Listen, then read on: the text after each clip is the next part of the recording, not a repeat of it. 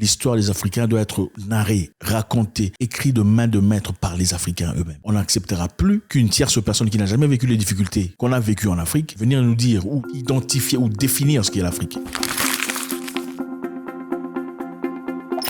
En tout cas, c'est bouleversant. Je ne sais pas comment expliquer ça. Il y a des bêtises et puis il y a des niveaux de bêtises. Et clairement, ça n'a pas des races. C'est choquant. Donc, vous savez qu'il y a le ministre des Affaires étrangères russe qui est en parcours, en tournée en Afrique, pour évidemment des correspondances, sa diplomatie internationale, pour essayer de tisser des correspondances, des relations et tout le bazar. Vous savez comment ça fonctionne. Et curieusement, le ministère d'Affaires étrangères allemand, dans un paternalisme inouï, fait un commentaire disant « Le ministre russe des Affaires étrangères, Sergei Lavrov, est en Afrique non pas pour voir des léopards, mais pour affirmer ses ombages que les partenaires de l'Ukraine veulent détruire tout ce qui est russe. » Je recommence. Le ministre russe des Affaires étrangères, Sergei Lavrov, est en Afrique non pas pour voir des léopards, donc des animaux, mais pour affirmer des ombages, des mensonges que les partenaires de l'Ukraine, donc l'Europe, veulent détruire tout ce qui est russe. Vous avez compris ça? Donc le ministre des Affaires étrangères russe est parti en Afrique non pas pour voir des léopards, donc il était censé partir en Afrique pour voir des léopards, quoi, pour elle. Normalement, on va en Afrique, c'est pour voir des léopards, des animaux, des singes, des kikis, des bananes. Donc, un ministre d'Affaires étrangères partirait en Afrique pour voir des animaux. Vous voyez un peu le degré de racisme, de dénigrement, de manque de considération, de respect. Est-ce que quelqu'un pourrait dire, le ministre d'Affaires étrangères, burundais par exemple, n'est pas parti en Hollande pour boire du lait, mais pour raconter des choses? C'est acceptable. Parce qu'en Hollande, on produit le lait, non? N'est-ce pas qu'il y a le lait en Hollande? Ou il n'est pas parti en Belgique pour manger, comment vous appelez ça? Du chocolat. Des gaufres. En Belgique, on part seulement pour manger des gaufres. Un ministre quitterait son pays pour aller manger des gaufres en Belgique. Un ministre des Affaires étrangères partirait en Hollande pour boire du lait. Donc, de manière frénétique et ouverte, sans peur, elle se permet, ou le bureau du ministère des Affaires étrangères se permet de dire des choses aussi incroyables. Maintenant, il y a des réponses sur Twitter. Sur Twitter, il y a une réponse du représentant Eba Kalondo, porte-parole du président de l'Union africaine Moussa Faki, qui a répondu farouchement, et j'ai beaucoup aimé. Elle a tweeté sur le compte du gouvernement allemand en se demandant si l'Afrique et ses habitants et sa faune n'étaient qu'une blague pour eux. Qu'est-ce qu'elle a dit exactement? Elle a dit, Allemagne, bureau Allemagne, votre patron, Aberdoc, a visité l'Union africaine basée sur l'un des plus de 20 pays africains avec lequel l'Allemagne entretient des relations diplomatiques réciproques. Est-elle venue voir des animaux? Donc, quand votre chef est venu ici, votre patron, quand elle est venue ici pour discuter avec 20 parmi les pays qui collaborent avec l'Allemagne sur le plan diplomatique, votre chef était-elle venue voir des léopards? Ou quoi? Ou le continent africain, ses habitants, sa faune ne sont qu'une blague pour vous?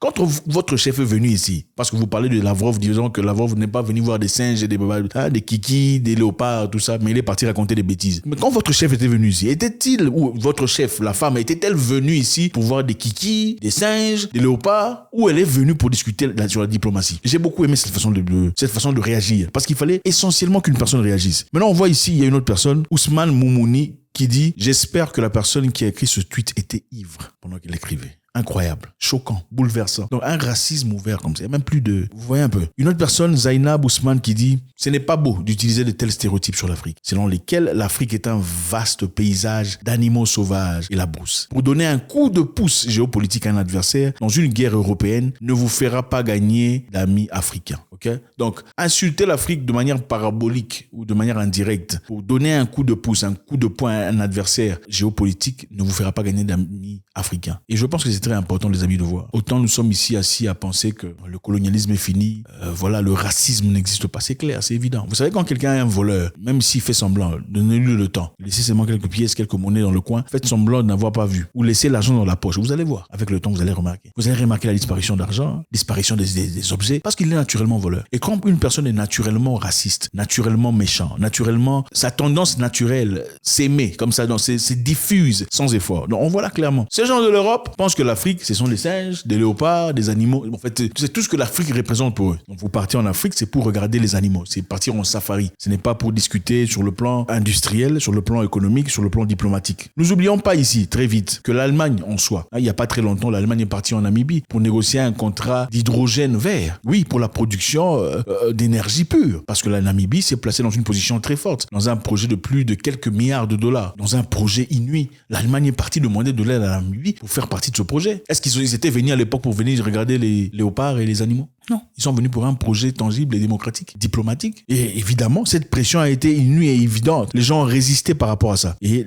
l'Allemagne s'est excusée. Okay? L'Allemagne s'est excusée, j'ai lu, d'avoir utilisé un emoji de léopard à l'égard du ministre russe d'Affaires étrangères Sergei Lavrov sur Twitter, ce qui a fini par offenser beaucoup d'Africains. Beaucoup d'Africains ont été offensés par rapport à ça. Okay? Emma Kalondo, porte-parole du président de l'African Union, Moussa Faki, a tweeté sur le compte du gouvernement allemand en se demandant si l'Afrique, ses habitants et sa faune n'étaient qu'une blague pour les Européens. Donc c'est ça. L'Afrique, c'est une blague. C'est plus, on fait semblant, vous voyez, on veut votre intérêt, on veut qu'on soit bien. Mais c'est une blague. Voilà pourquoi quand les bateaux africains vont vers la Méditerranée, on ne veut pas que vous rentrez. Voilà pourquoi beaucoup vont là-bas, vont porter disparu. Personne ne sait qu'est-ce qui est arrivé. On voit des gens venir flotter comme ça, vous ne comprenez pas ce que c'est. C'est ça la vérité. On prend, c'est une blague. On considère l'Afrique pour une blague. Je pense qu'il était très nécessaire que ces personnes sur Internet qui ont réagi, en l'occurrence cette personne aussi représentante, porte-parole de l'African Union, qui s'est exprimée de manière frantique. Parce que si vous voulez gagner des amis dans cette guerre, évidemment, où l'Europe cherche des amis, la Russie cherche des amis, vous pensez que la meilleure façon de l'accomplir, c'est en insultant les gens? Ah, je vois que tu parles là-bas, là où ça pue les alcools, ça pue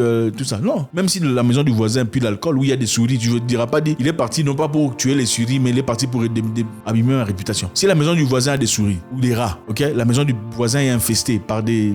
peu importe, et que vous êtes en guerre avec un autre voisin, vous cherchez l'amitié de ce voisin-là, vous allez commencer à dire que non, il est parti là-bas pour pas pour l'aider à finir ses mouches et ses souris et ses rats, mais il est parti pour dire du mal de moi. Qu'est-ce que vous faites là? Qu'est-ce que vous accomplissez? Vous créez un nouveau ennemi, n'est-ce pas? Au lieu de garder sa sympathie, de gagner la nouvelle personne à côté de vous, vous faites de lui un ennemi. Et je suis très content de voir ces Africains debout, qui ne sont pas muets, pendant qu'on essaie de les assujettir, de les détruire sur le plan moral et émotionnel. Parce que généralement, les amis, il faut qu'on se le dise, les Africains sont trop passifs, incapables de répondre quand c'est nécessaire. Quand on nous injurie, on nous insulte, on essaie de nous dégrader. Très peu sont ceux-là qui se lèvent pour essayer de revendiquer un certain droit ou d'exprimer ouvertement ce qui ne va pas. Et je pense qu'il est très bien de voir ces genres de personnes qui réagissent. C'est une femme, peut-être à peu près votre âge. Pourquoi vous n'êtes-vous pas partie de ces personnes qui réagissent, qui s'expriment? On ne peut pas te respecter si tu ne te respectes pas. Écoutez, tu donnes la main à quelqu'un, il veut te prendre de dribble, il faut le lui montrer. Je t'ai donné la main non pas pour prendre le bras. Quand vous acceptez des petites histoires, des petits manques de respect, c'est comme ça que ça devient grand, ça devient plus influent, plus...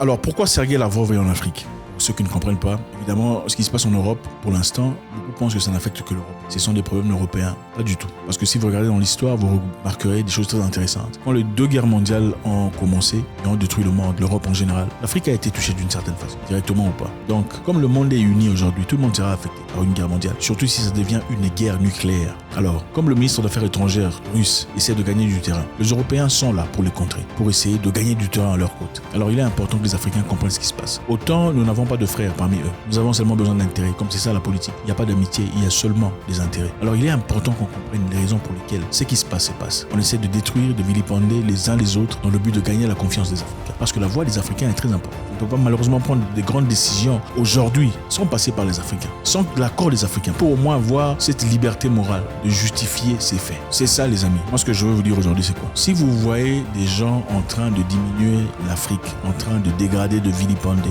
c'est pas facile. Oralement, visuellement, peu importe les conditions, il est très important de remettre l'ordre. L'histoire des Africains doit être narrée, racontée, écrite de main de maître par les Africains eux-mêmes. On n'acceptera plus qu'une tierce personne qui n'a jamais vécu les difficultés qu'on a vécues en Afrique venir nous dire ou identifier ou définir ce qu'est l'Afrique. L'Afrique, c'est pas seulement les lions, les léopards, les antilopes. L'Afrique, c'est beaucoup de choses. C'est la faune, la flore, les traditions, la culture, les humains, la passion, les gens, les terres, la ration, la force, l'intelligence. God bless.